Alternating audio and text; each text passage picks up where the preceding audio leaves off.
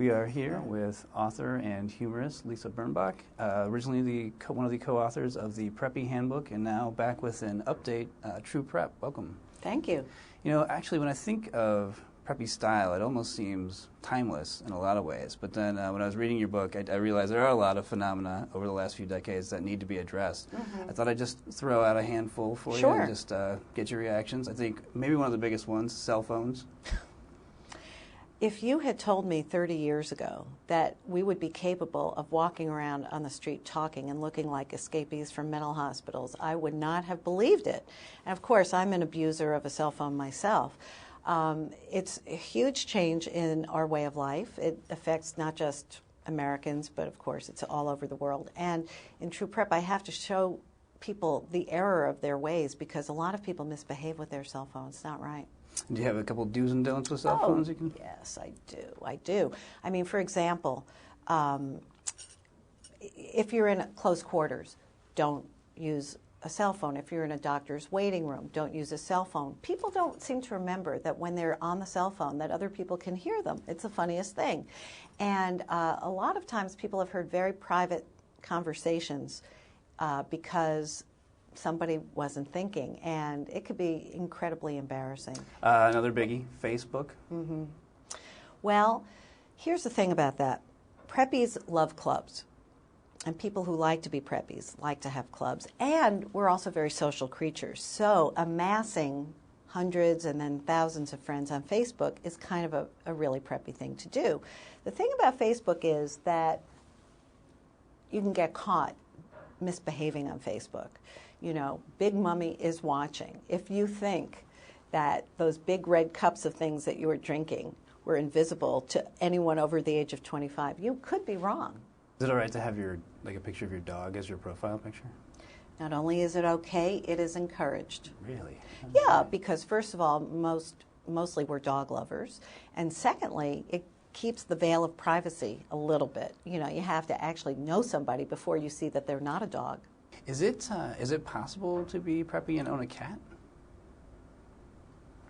I feel stumped. Maybe only if it's intended as a plaything for the dog? Well, I'm not a cat person at all, but I have known some preppies to have cats. But while preppies decorate in dogabilia, you know, paintings of their dogs, they may commission they may do needlepoint pillows of their dog, they may go all the way and have a decoupage, you know, tray of their dog. They do not do that same stuff with cats, or if they do, they've never shown it to me. So you worked on this book with Chip Kidd, and I was just wondering what were his qualifications for and also contributions to this project? Well, Chip Kidd is a fantastic book designer, and the way we met, I tapped him on Facebook. You asked me about Facebook before, and I was new to Facebook. I was very nervous about tapping anybody. You know, this is because I'm essentially incredibly polite to the point of, you know, being a nerd. And I thought, I don't know him. I just admire his work. Can I be so fast and approach him this way? And I did, and I thought, this is going to be embarrassing. And he wrote back and said, are you really Lisa Birnbach? And I said, well, if you're really Chip Kidd, I guess I am. Anyway, we met for lunch shortly thereafter, and he told me what a fan he was of the Preppy Handbook. And I think by hour 3 of lunch, no alcohol at this lunch, by the way, he asked me would I consider updating it. And you know, suddenly it was kind of an aha moment because I wasn't sure I wanted to. And he showed me the online presence for the Preppy Handbook, the Facebook pages, the comments on it, the homages to it, and I didn't know that it had that kind of long shelf life, particularly because it's been out of print for a very long time. Is he preppy? He is,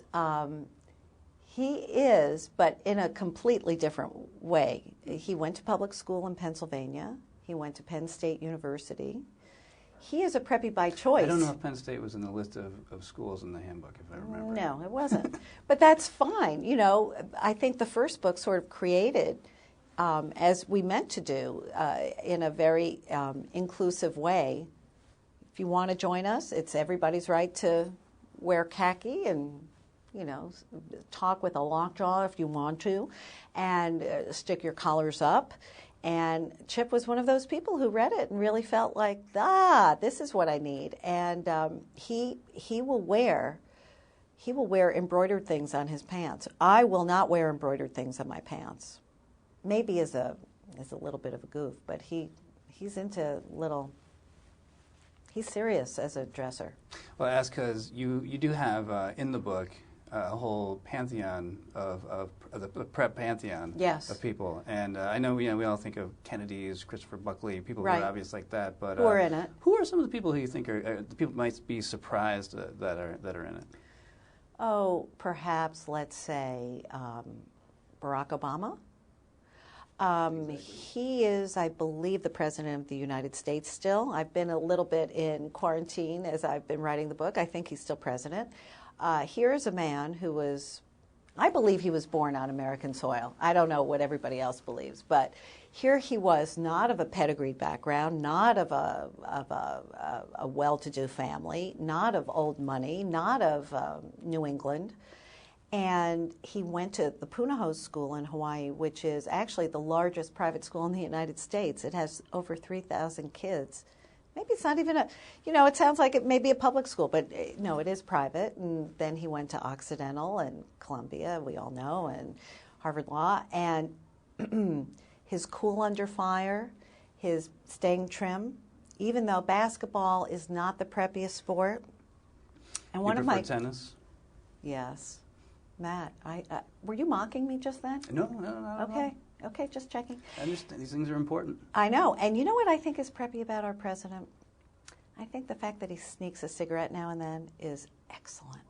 No, I mean, Larry Hagman was in there, so I mean, that was probably the most surprising for me. So it's a big tent, obviously. What about Mr. Munster? Yeah, that one as well. Fred Gwynne went to Groton and then Harvard. There is a section, you probably like that one. Yes, they did. People you would, Lady Gaga, obviously everybody knows she went to Sacred Heart, because those girls. Need I say more? I was curious, what percentage of preppies actually play piano, or are they more just there for their surface area for displaying photographs? It's a good question. There really aren't too many preppies who play piano. That doesn't mean there aren't many who have grand pianos in their living room. Now, in the Pantheon, Stephen Sondheim plays piano, is a preppy. Leonard Bernstein, the same. There are musicians who are preps, even younger ones like Vampire Weekend and fill in the blank. I don't know. There are quite a few. James Taylor is a preppy musician. He knows how to play the piano. But who really invests in a big piano? Somebody with lots of beautiful framed pictures who has no other place to put them. And perhaps you might put a vase there as well, but really they are there when you run out of space on the end tables in your living room because you need a coaster, your glasses, your thingy, whatever. So then you put all the pictures on the piano. My, what a lovely family you have. Does anybody play? Oh, young Parker takes lessons. Oh, it won't last for long, but at least it justifies the tremendous expense. And this book is really a lot larger than the original Preppy Handbook. There's a lot more in there. One thing that was in there, recipes are in there. And I was not aware that Preppies did a lot of cooking. I know. Unbelievable. 30 years ago, we said that food was just a necessary lining for the stomach before drinking. That if you had a wedding party for 50 people, you'd have a lot of liquor and a couple of trays of Triscuits with Cheese Whiz on them. But we have, through modern times and cooking shows and cooking networks and Martha Stewart, who wasn't a player 30 years ago, we really have to acknowledge that some people cook and some people call themselves foodies. We're such foodies. Oh, Lyman and I are such foodies. And yes, we have some recipes because you do like to have people over to the house. So we gathered some of them from Preppies near and far, including what to eat after a hangover. And it's funny because a magazine just ran a similar story. I think There's a Spy. And, it's true that you have to eat cheesy, fried, greasy food after a hangover, so we provide that. We have my special take on Lipton soup meatloaf, which is, sheer heaven. And we have some desserts, brownies, of course, and some drink. We've invented 2 new drinks that are very potent. Yes, the mixed marriage and the baby pinky. Mixed marriage is basically a martini of both vodka and gin. You know how you're not supposed to mix them? Here you are supposed to mix them. Yes. Mm-hmm. And I imagine, it's totally possible that while you're weekending and maybe enjoying some of those, it's possible that somebody's going to shoot a quail. It's possible, and then you can shoot dinner. But when you shoot quail, try to provide dinner for 6. It's only nice. It's a tall order. Well, it really is a complete book. I think for those who won't find it a handbook, they'll find it hilarious. My family and I just love the original Preppy handbook, and it's definitely a worthy successor. Thank you. Thank you so much for being here. Thank you, Matt. I enjoyed it.